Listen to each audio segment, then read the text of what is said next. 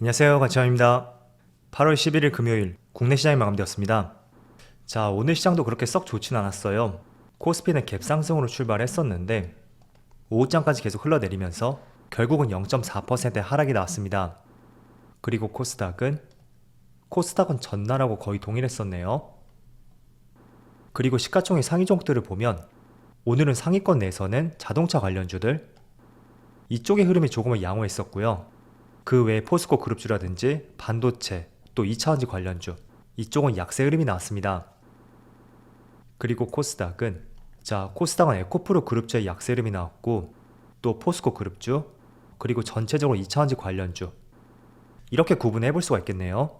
그래서 이런 업종들을 제외한다면 코스닥은 큰 변동은 없었던 것 같습니다. 그리고 코스피의 수급을 보면 확실히 최근에 거래대금이 많이 줄었어요. 그리고 오늘도 조금은 좋지 않은 흐름이 나오면서 다시 한번 2600포인트를 이탈했습니다. 그리고 이틀 연속으로 외국인의 순매도가 나오고 있네요. 또 코스닥의 수급은 오늘은 큰 변화가 없었던 것 같아요. 그리고 삼성전자 오늘 삼성전자의 수급이 참 좋지 않았습니다. 외국인이 1000억이 넘는 많은 순매도가 나왔고요. 기관도 500억이 넘는 많은 순매도가 나오면서 전체적인 수급이 좋지 않았었고요. 그리고 하이닉스도 외국인의 많은 순매도가 나오면서 오늘 2% 이상의 약세 흐름이 나왔었죠. 그리고 어제 리오프닝 관련주 내에서 한 차례 급등이 나왔었던 호텔신라 오늘도 마찬가지로 기관과 외국인의 양매수가 들어왔고요. 이틀 연속 연기금도 많은 매수세가 들어오고 있습니다. 그리고는 MSCI 지수에 편입이 되었던 에코프로 4거래일 만에 외국인의 많은 순매도가 나왔고요.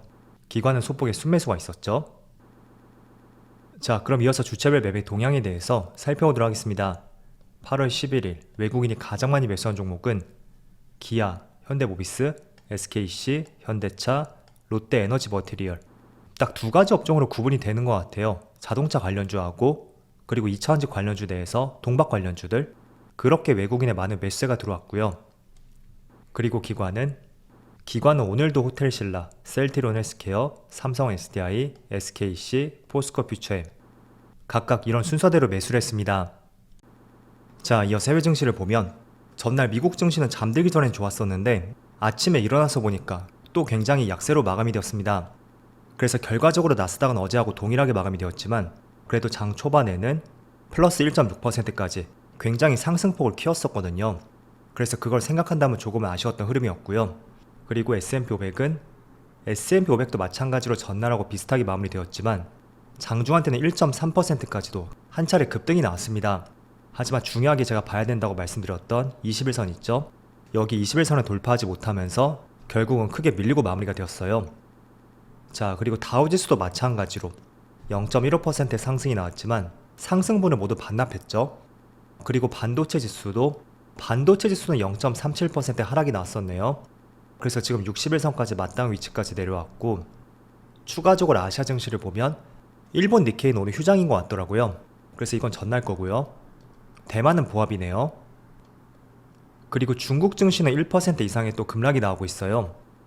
일단은 경제와 정치를 분리해서 본다면 중국 증시가 이렇게 하락하는 것이 결코 국내 증시에는 도움이 되진 않습니다. 어쨌든 최근에 하락이 나오는 것도 어제 바이든 정부에서 3대 수출 품목에 대해서 규제를 할 것이라는 서명을 했었잖아요. 대표적으로 반도체, AI 이런 품목을 중국으로 수출하는 것을 규제를 할 것이라는 서명을 하였습니다. 그래서 그런 부분이 충분히 시장에 영향을 미치는 것 같고요. 그래서 미국의 반도체 지수라든지 또 중국 증시 상대적으로 더 좋지 않은 흐름이 나오는 것 같습니다. 그래서 이러한 이슈는 계속 나왔던 만큼 얼마나 장기적으로 갈지는 모르겠어요. 하지만 당분간은 매물이 또 나올 수도 있고 주가도 약세 흐름을 이어갈 가능성이 있으니까 이런 부분은 계속 체크를 해보세요. 어제 밤에 CPI 지수 발표가 있었잖아요. 실제로는 3.2%가 나오면서 예상치를 소폭 하회했어요. 물론 그것 때문에 기대감으로 미국 증시가 초반에 상승이 나왔었죠. 하지만 예측값을 크게 하회했던 것도 아니었고요. 최근의 추세를 봤을 때도 일정 부분 하회하는 것은 어쩌면 당연하게도 볼 수 있었을 거예요. 그래서 그 기대감이 오래가지 못했었고 결국에는 장 막판으로 가면서 시장이 원상복귀를 했습니다. 결국은 지금 많은 기사들을 보니까 지난달에 나왔던 소비자 물가지수 이게 저점상 피크일 가능성이 높다는 의견이 상당히 많더라고요. 그래서 예측치를 하회했다고 해도 단기 저점 이 3%를 깨는 데까지는 최근에 많은 에너지 가격 상승에 따라서 상당 부분 시간이 소요되지 않을까. 지금 이런 인식들이 시장에 녹아드는 것 같아요. 그래서 물가가 단기적으로 3%가 저점일 가능성이 있으니까 이런 부분도 지금 물가 위치가 어디쯤인지 한번 가늠을 해보시는 것도 좋을 것 같아요. 자, 그리고 제가 어제 말씀을 드렸던 것 중에 하나가 리오프닝 테마에 대해서 한번 주목을 해보자고 말씀드렸어요. 중국에서 6년 만에 단체 관광 규제를 해제하면서 어제 관련 종목들이 무더기로 상한가를 갔다고 말씀을 드렸습니다. 다시 한번 체크를 해보니까 그 종목들이 훨씬 많더라고요. 자, 한번 다시 살펴볼게요. 자, 어제 상한가를 갔던 종목들을 살펴보면 코스피 코스닥 합쳐서 무려 15개의 종목이 상한가를 갔습니다. 정말로 하루에 10개 이상 종목이 나오는 것은 굉장히 드물다고 볼 수 있어요. 그런데 16개가 나왔다는 것은 그만큼 상한가 종목이 많이 나왔다고 볼 수 있고, 화장품 관련주가 하나, 둘, 셋, 넷, 다섯, 여섯, 일곱, 여덟, 아홉, 얼핏 보더라도 9종목이나 포함이 되어 있고, 체크하는 종목 중에 화장품 관련주도 있겠죠. 그래서 화장품 관련주는 필히 관심을 가져야 된다고 말씀드리겠고요. 오늘도 몇몇 종목들은 급등이 나오고 있어요. 대표적으로 한국화장품이죠. 어제 가장 먼저 상한가를 갔었던 한국화장품, 오늘도 지금 상한가에 갔고, 코리아나도 마찬가지로 20%. 자, 이렇게 급등이 나왔습니다. 그래서 제가 드리고 싶은 말씀은 지금 당장 이런 종목들을 매수하자는 것은 아니에요. 이틀 연속으로 거의 상한가에 근접하게 상승이 나왔다는 것은 또 그만큼 빠르게 급락이 나올 가능성도 있어요. 그래서 지금 당장 매수하자는 것은 아니고요. 어제 16종목 중에서 거의 10종목이 화장품 관련주였고 그 힘을 한번 느껴보자고 말씀을 드리는 것입니다. 그래서 중국에서 단체 관광 규제를 해제하는 만큼 리오프닝 쪽은 관심을 가져야 된다고 말씀드리겠고요. 그 중심에는 화장품 관련주가 있다. 이렇게 다시 한번 말씀드릴게요. 그래서 화장품 관련주가 선제적으로 강한 상승이 나온다면 그 뒤를 이어 항공이라든지 카지노, 면세점, 또 레저시설들 이런 쪽이 또 따라갈 수가 있거든요. 그래서 이런 부분도 한번 생각해 보시고요. 또 사람들이 많이 관심을 가질 때 거기서 또 우리가 수익을 낼 수 있는 폭이 생기기도 하잖아요. 그래서 지금 사람들이 어떤 업종을 관심 갖고 있는지 그런 부분을 필히 한번 생각해 보시고요. 그리고 저라면 지금은 이런 종목들을 매수하지 않을 거예요. 단기간에 강한 상승이 나왔기 때문에 매수하진 않을 것이고 다만 계속 추적 관찰하겠죠. 그리고 저는 기본적으로 매수를 할 때 11선 근처까지 내려왔을 때 그때를 조금 관심 있게 보고 있어요. 그거는 제 투자 기준 중에 하나이기 때문에 그렇게 설정을 한 것이고요. 또 21선이 깨졌을 때는 일단은 단기적인 시세는 끝났다고 생각이 되는 만큼 조금은 투자 종목에서 멀리하고 있습니다. 그래서 여러분들도 항상 매수를 할 때 이런 기준을 꼭 세워보셨으면 좋겠어요. 항상 댓글을 볼 때 제가 느꼈던 것이 기준 없이 투자하시는 분들이 많으시더라고요. 그래서 이 종목이 오늘 급락이 나왔는데 들고 가야 되는지 아니면 추가 매수를 해야 되는지 그런 의견들도 간혹 남기시더라고요. 그래서 그런 생각들을 했다는 것 자체가 기본적으로 기준이 없기 때문에 그런 질문을 하지 않았을까 이런 생각이 돼요. 그래서 항상 투자를 하기 전에 정말 길게 모아가는 투자가 아니라면 나는 어디서 추가 매수를 할 것이고 또 어디까지 내려오면 손절하겠다 이런 생각들을 먼저 가져보시고 투자를 진행해 나가자 그렇게 말씀드릴게요.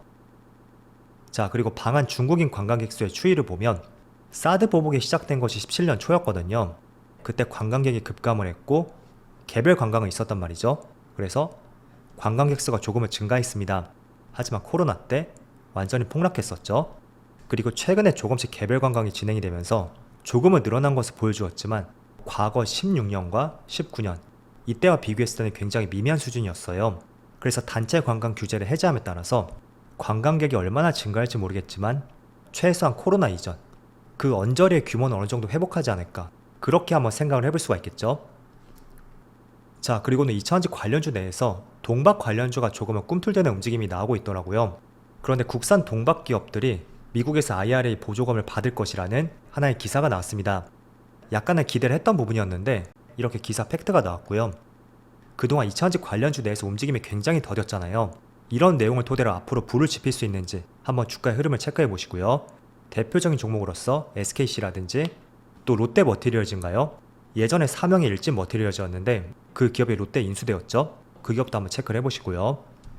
그리고 추가적으로 에코프로가 MSCI 지수에 편입이 되었어요. 물론 예상을 했던 부분도 있겠지만 이렇게 편입이 되었기 때문에 본격적으로 패시브 자금들이 유입될 가능성이 있습니다. 하지만 이런 기대감으로 선제적으로 주가에 크게 상승이 나왔다면 단기간에는 또 주가에 큰 약세름이 나올 수 있을 거예요. 그래서 장기적인 시각으로 봤을 때는 패시브 자금이 유입될 수 있지만 조금은 단기적인 시각으로 봤을 때는 오히려 주가에 하락이 나올 가능성도 있다. 그 점은 생각하면서 투자를 하셔야 됩니다.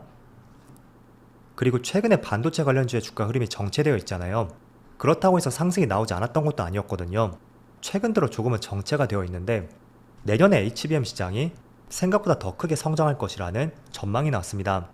이 전망 같은 경우에는 반도체 시장 조사 업체죠. 트렌드포스에서 전망을 한 것이고요. 100% 이상 성장할 것이라는 것은 내년에도 충분히 AI 반도체에 대해서 기대감을 가져볼 수 있는 시간이다. 이런 전망이라고 볼 수 있습니다. 그래서 지금은 움직임이 정체되어 있지만 항상 생각해보면 주식이라는 것이 한번 가파르게 상승이 나오고 쉬어가는 구간이 또 굉장히 길더라고요.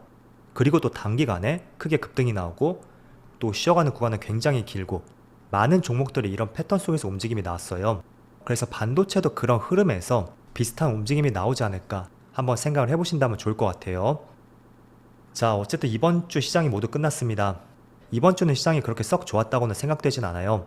하지만 다음 주는 보다 좋은 흐름이 나올 수 있기를 같이 한번 기대를 해보면서 오늘 영상 마치도록 하겠습니다. 그럼 편안한 주말 되시고요. 저는 다음 주 월요일 영상에서 다시 찾아뵙도록 하겠습니다. 감사합니다.